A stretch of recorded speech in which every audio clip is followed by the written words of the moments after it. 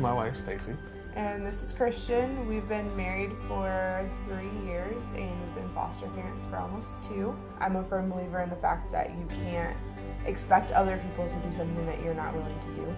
So I couldn't tell everybody else to take care of these kids if I wasn't willing to do it myself.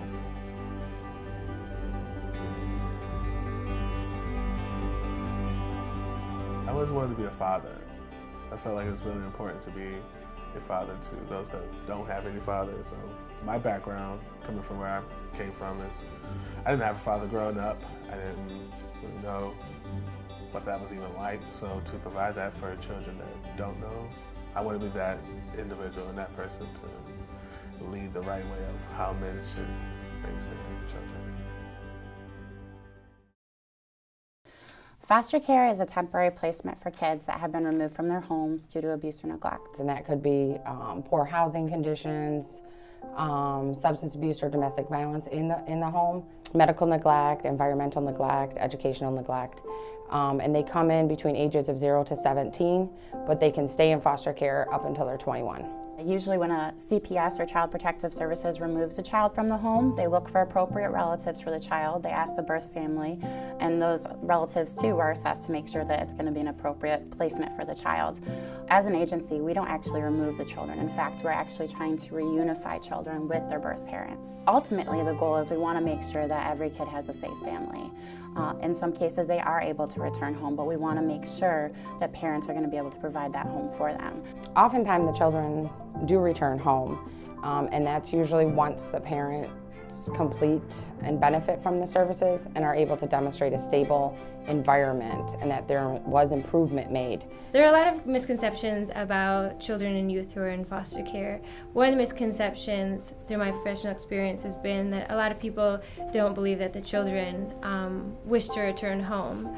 Most of the time, despite the abuse or neglect that a child may have experienced, initially when children come into care, they often still are very attached to their birth parents or their legal guardians they were removed from and will need time to process their out-of-home placement. I think it's really important for new foster parents to know that really the goal of a foster parent is really to foster a child until they're able to return back home. I realized when I first started that my role in fostering was not to become the parent of the child, but as much as just to foster and try to, build a relationship with the parent. I do know that it's really difficult for a birth parent to, one, have to share their child with, someone now who's saying that they're going to foster a child. So I really think it's just important to build a relationship with that biological parent, to kind of co-parent the child. It really supports the youth as well. I get a lot of calls from people that want to adopt only. They're interested in adopting infants. There's definitely a need there, but our greatest need is for those temporary loving homes for kids. Ultimately, kids do need to go back home to their parents if it's going to be safe. If it's going to be safe and stable, that's where kids belong, and usually, that's where they want to be. When a child is placed in a foster parent's home, the agencies such as Lutheran Social Services talks to the foster parent about what the plan is for the child. Often when a child is initially placed in a foster home, the goal is to return to a birth parent's household. However, sometimes in the course of servicing the family, it's determined that that's not in the best interest of the child. And when that occurs, we often look first to the foster parent to see if they're interested in providing permanency for the child in respect to a plan of adoption or guardianship. At that time, the foster parent is able to make a decision if they would like to provide a permanent placement for the child that they've provided temporary fostering for. Lutheran Adoption Service is the largest statewide adoption agency in the state of Michigan. We have approximately 12 offices across the state. We are as far north as Gaylord and as far south as Berrien. It was created in 1977, and really the mission was to focus on our children who are state wards, who are available for adoption, so that their adoptions could be completed quicker. The children who are currently waiting are school-age children, ages 9 and older, and we are also in need of adoptive families for sibling groups. Lutheran adoption is unique in the sense that our focus is only on our kids who are in foster care. Many agencies have a domestic infant adoption program or an international adoption program, whereas Lutheran Adoption Service just focuses on our kids who are in foster care. They're great kids. They have great personalities. They're funny. They like sports. They like to go out to eat. And they're just seeking that love that any other person would want. Supervised Independent Living is a program for youth who are in foster care, and while they're in foster care, the Supervised Independent Living program provides them with the opportunity to learn life skill development, career development, education planning, and general life skill program classes so that they're successful when they exit foster care at the age of 20 to have the skills necessary to live a productive and successful young adult life.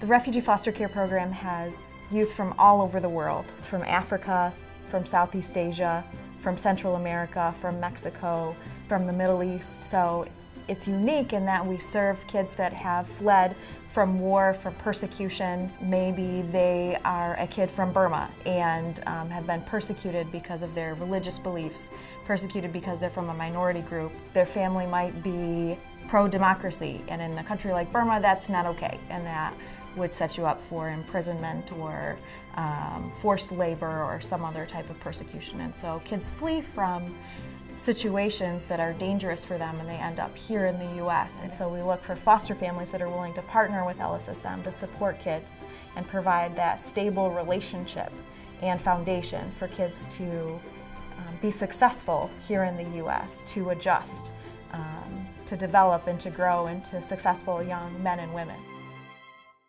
Once somebody makes that first call about inquiring about becoming a foster parent, then it's a licensing worker's job to follow up and try to schedule an orientation. The orientation is to get to know the family a little bit better and see, where their interests lie, take a look at the home, maybe talk about the home and how much space they have. From that point, after you've completed the orientation, the next step would be to get signed up for Pride training. All of our foster parents are required to complete 12 hours of Pride training, which covers several different topics, including discipline, loss, trauma, talking about permanency for kids. Concurrently, at the same time when you're completing that training, you're also going to be working one-on-one with a licensing worker, and she's going to be completing a home study for your home. The home study is more so an assessment of your home and also of your family. So there's definitely some key things we're looking at. First and foremost, all of our foster parents are fingerprinted. So we're looking at if there is any sort of criminal history. All of the household members will have to complete medical clearances. And that's just to make sure that they don't have any sort of medical condition that would, affect their ability to properly care for a child. And basically the medical clearances are just showing that you're physically able to care for a child in your home. So you can have a disability, it just has to be cleared by your doctor that you can meet the needs of that age-specific child.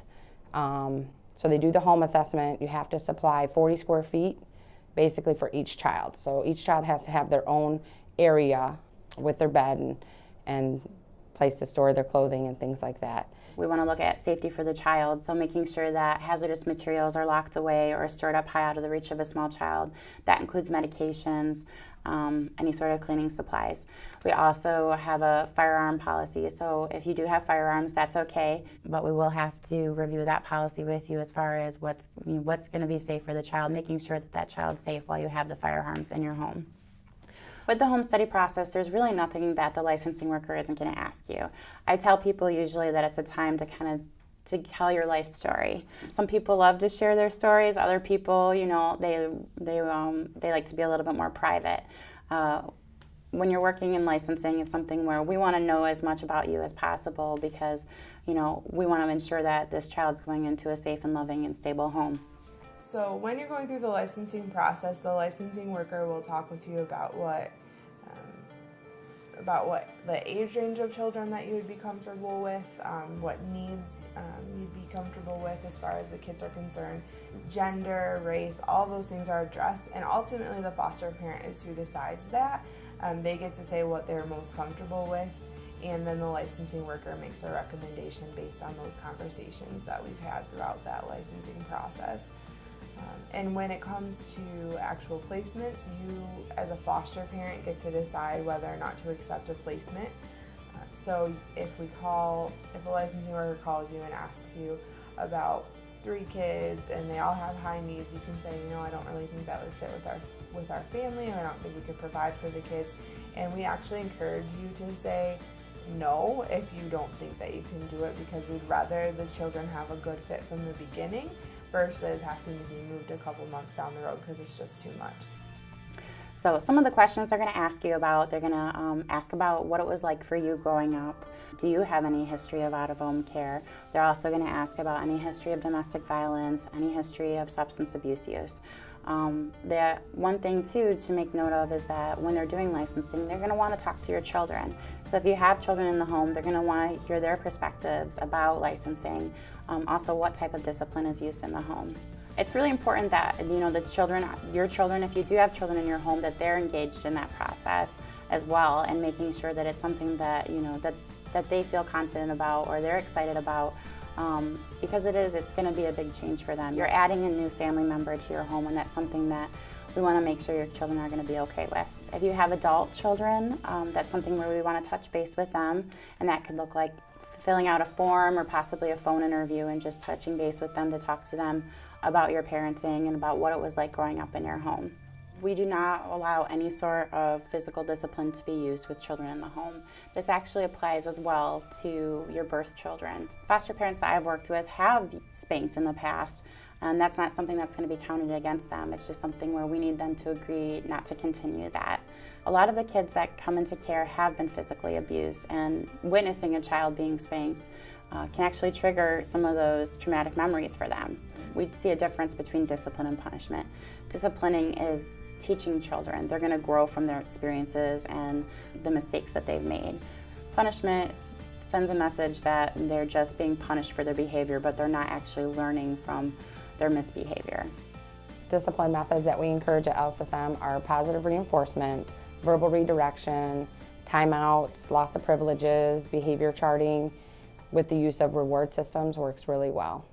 As an agency, we know that people have passed, and some people have made some mistakes that they're not proud of. So on occasion, we do have families come forward that may have some criminal history. There are certain crimes that we look at that would serve as a barrier to licensing. The state has requirements in regards to what type of crimes are permissible and what type of crimes need further assessment. The state refers to these as good moral character crimes. So we actually have a list of crimes that are going to serve as a barrier to licensing. What we do when we have someone that has committed a crime, we're going to look at how long ago did the crime occur? Was this person a habitual offender? Did they complete their probation successfully? So what we want to see is that they have made the positive changes in their lives that they need, and that this isn't going to be a problem in the future. So this little book is literally a book full of crimes you could have been arrested for. I know, right? It's a kind of a fun book. Now I'm going to scare you, because when you open it, it's automatically going to open up to this middle page right where the staples are. It does it naturally on its own, because I'm going to tell you that these are good moral character crimes, meaning if you have been arrested for any of these crimes, it does not make it impossible to license you, but it makes it a little more work for us to do, depending upon how long ago the crimes happened and things like that, and you're going to talk through that with us. Now, when you open this naturally, it's going to open up to the page that talks about murder, mayhem. No, we are not going to license you if you've had any of these crimes. Things that we will also not license you for is if you've ever had a crime against child, any CSC crimes, meaning any sex crimes. Those are things that are pretty much going to be a showstopper for us. So one of the reasons why people wait a lot or wait a long time to get a placement is because they may have a really small age range, or they might be only open to, just as an example, like 0 to 2, one child. And that doesn't come along very often, because we have a lot of sibling groups that have kids that are older, or if you aren't willing to accept any kind of needs at all, like that's going to be difficult, because a lot of these kids, because they've been through trauma, have some kind of behavioral issues. And I mean, a lot of them are mild and minor, but there are some that are extreme. So you just have to be flexible and open. Let your licensing worker know that you are flexible and open to maybe things that are a little bit outside of the realm that you decided, if you are. Like we had said originally that we wouldn't take any children who are medically fragile, but then when we got a call for one of the kids we ended up taking placement for, they said he was medically fragile, so I just asked some questions like, what does that mean? What does it look like? And the medical issues really were pretty minor, and the extra work involved with him was pretty minor, so we decided just to go ahead and take placement, and it's been fine. So just being open and honest and just open to things that, again, maybe a little bit out of your comfort zone.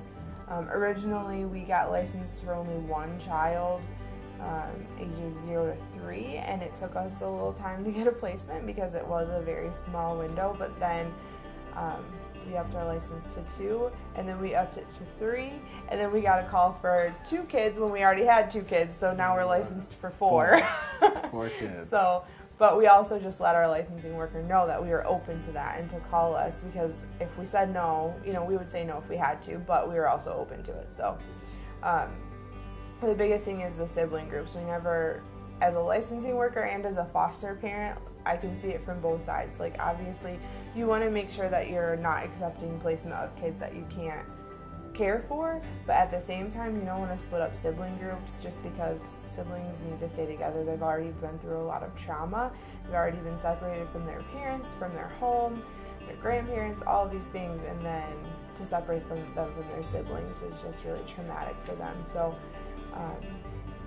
you have to kind of find that balance of knowing what your limits are, but also being willing to push outside those limits a little bit for the betterment of the kids. When I started fostering, I guess I didn't really think about the fact that I was single as much as that I thought about the fact that there were so many young people coming through the revolving door of foster care and breaking placements and not having a home to go to, that I thought it was really important for me to be that one individual to kind of step in and make some kind of change. Our kids come from a diverse array of backgrounds, and we would hope the same for our foster parents as well. So there are no requirements as far as what religious practices you need to commit to.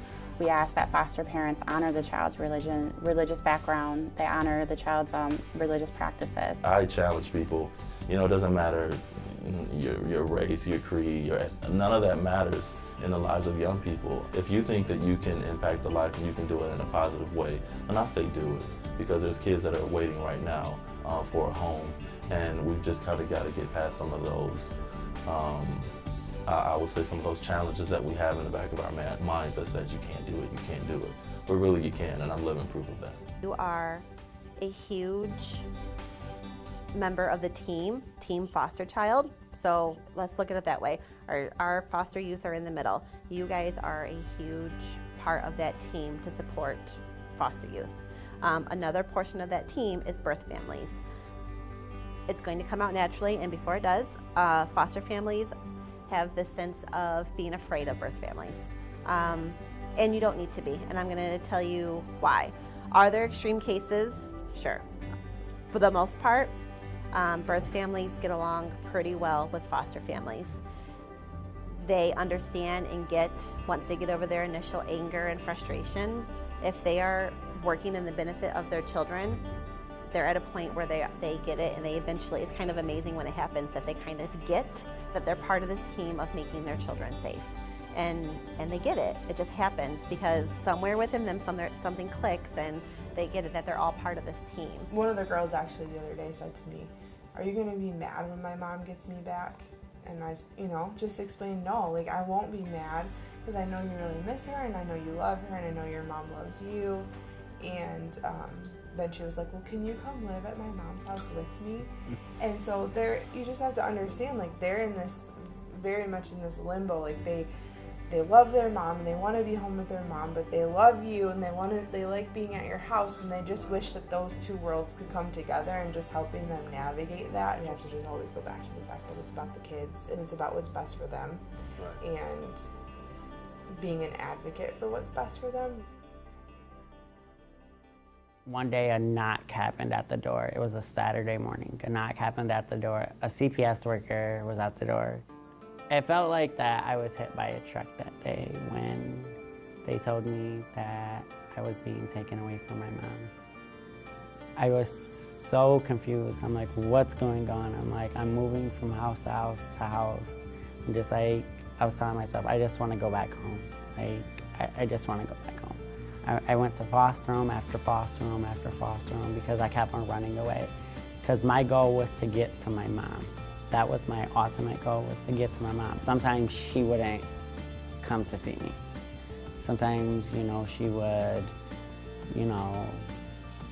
she would miss a visit, and I would be looking out the window looking like a lost puppy, as they would call it, you know, looking like I just lost my best friend. And it was always crazy because every time I missed a visit, it would always rain.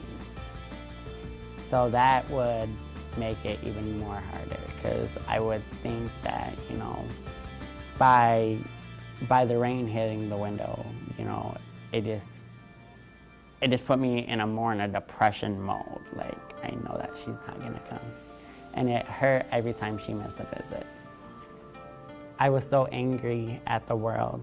I was so angry with my family. I was angry at the foster parents. I was angry at the caseworkers, you know, because I didn't know how to deal with my anger. Because I was so angry because I didn't know where my life would end up. I just wanted someone to, you know, tell me, you know, this is gonna be your home. You know, I think about myself and coming through foster care. As foster care youth, we've been through a traumatic situation. And being through that traumatic situation, there's gonna be some anger. There's gonna be some acting out. There's gonna be some things that happen, you know, if you could put yourself in our shoes and say, hey, if I'm snatched from my parents, even if it's for a good reason, I still as a child understand how that affects me and what kind of reaction I may have to it. We were the ones victimized, but then we're the ones getting labeled. You know, we're the ones getting labeled as bad or manipulative or, you know, or no sense of direction or violent or angry. And it's like, well, I try and tell foster parents, especially workers too, look at this child as a child who's been through a traumatic situation. Don't put a label on them. One of the things I just want people to know is to really get past the labels of foster care in general and foster kids, because one time I got a chance to look at my one of my brother's files, and it looked terrible. Kind of, it was he's this and he's that, and not a lot of positive things. And for me, it was kind of hard to see, like, why would somebody put this about him, because I don't see that. But you know, if you put all my problems and all the things that I deal with on a photo or a file, I'll look pretty bad too. It's just a confusing time. Your brain is really running at 100 miles per hour. Be understanding and compassionate to what they've been through, and then work from there. Work on helping them change that behavior and getting over working through that anger that they feel. A lot of times we grow up and it's inconsistent. We don't have anybody to depend on, and having that person to depend on can go a long way in our lives. It's really important to really be honest, transparent, and limitless as it relates to the care and the love that you provide to young people that are in the foster care system. I think fostering can be an amazing experience if you're open to doing something different. I guarantee if you are patient, loving, and open, you'll see a different child than the one that first entered into your door or first walked into your office. When a potential foster parent calls me and they're trying to decide what agency to go with for licensing, I always tell them your decision, much of it should be based on what kind of supports that agency has to offer. Our foster parents do receive reimbursement to help with the board and care of the child. They'll also receive an initial clothing allowance and a semi-annual clothing allowance. Those are all concrete things that kids need when they're in care, but foster parents are going to need the additional emotional support. One thing that LSSM does is that we connect foster parents with foster parent mentors. So even in the initial process prior to licensing, I think that's really important for you to connect with another foster parent, someone who's been through the process. Some of the challenges I've faced with being a single parent is just that, you know, not having a whole lot of natural supports. And so I've had to challenge myself to step out of that isolation and really challenge myself to kind of, you know, tell people, you know, I'm not Superman and I do need help, and, you know, asking for help is a challenge because, you know, you're a single dad. One, I'm a man, I can do all this stuff by myself. I don't need anybody's help. And then it registers to me, you know, we're talking about the lives of young people, so you've got to start, you know, venturing out. The child will be in therapy, likely depending on their age.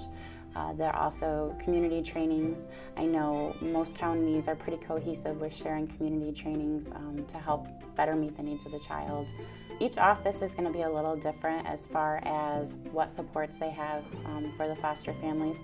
Every office will have a 24-hour on-call phone to talk to foster parents if they're struggling with some sort of behavior, or if they need help, or if they just need someone to talk to and process. The support system for foster parents basically is the entire team at LSSM. So that includes case managers, your licensing worker, the supervisors here, but as well as external providers such as therapists, medical team members, educational team members. So all of the workers have been really supportive with making sure that, they're accountable, they're following the policies and procedures, and they give us tons and tons of information about policies and procedures. So I tell new foster parents, read all of the information that they give you. And if you happen to see a worker not doing some of those things, it's okay to hold them accountable. But from my experience, it's just really been amazing to have workers that actually care, that will, if there's an emergency that pops up, I can expect that I can contact that worker and they're going to come through and they're going to give me some information about ways in which I can kind of support the child. You're definitely not on your own once a child's placed in your home. It's something where your licensing worker, your caseworker, they're going to be checking in and seeing how things are going. We're also going to seek out additional community supports for you and for the child to make sure that placement is stable. It's all about making sure that it's going to be a good fit for your family and that we can continue to ensure that that child has a stable and safe home. We would have different types of meetings with different therapists and different people that can kind of help our family get along and really mold our family into a real, actual family, and not a foster family, but a family. And that's really what the therapy and the workers did for us. One of the important things that I think people need to understand as far as foster parenting is that you will get help, whether it's from the state, whether it's from the family, from the church family. There's help. You're not in this by yourself. You're not just trying to pull pennies out and figure out what I'm going to do. There is help in foster care because it's a whole team coming together to try to meet the needs of children that need it. I recently had a conversation with a foster parent, and there's often times when I talk about the different responsibilities that foster parents have, and people wonder, well, who would sign up for that responsibility? You're having a child in your home temporarily. You're not sure that you're going to be there forever, family.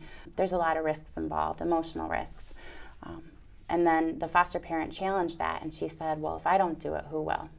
One of the things that I hear a lot from people in my job and when they find out that we're foster parents is that I could never do it, I would get too attached, that kind of thing. And I always tell them that makes them perfect for it, because the children need to attach, especially because they've been through trauma and maybe they don't have those strong attachments to people in their life or to safe people in their life. It's really important for them to attach to their caregivers, and it's really important, as I mentioned before, to treat them as if they're part of your family.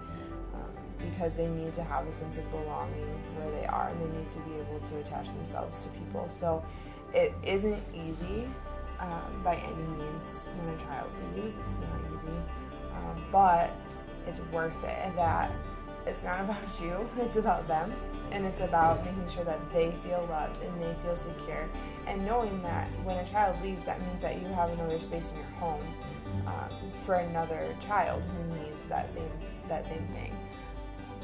Because you're really giving them something that lasts a lifetime. You're giving them the ability to trust and the ability to look at, even if for that short time they were in your home, that was the only time they've had normal, or they've had stability. You're giving them that window where they can say, this is normal, this is stable, this is what I want. And it helps them then in their life make decisions to get there. One of the things that I have learned with all of my boys is that they've just always really wanted to be accepted.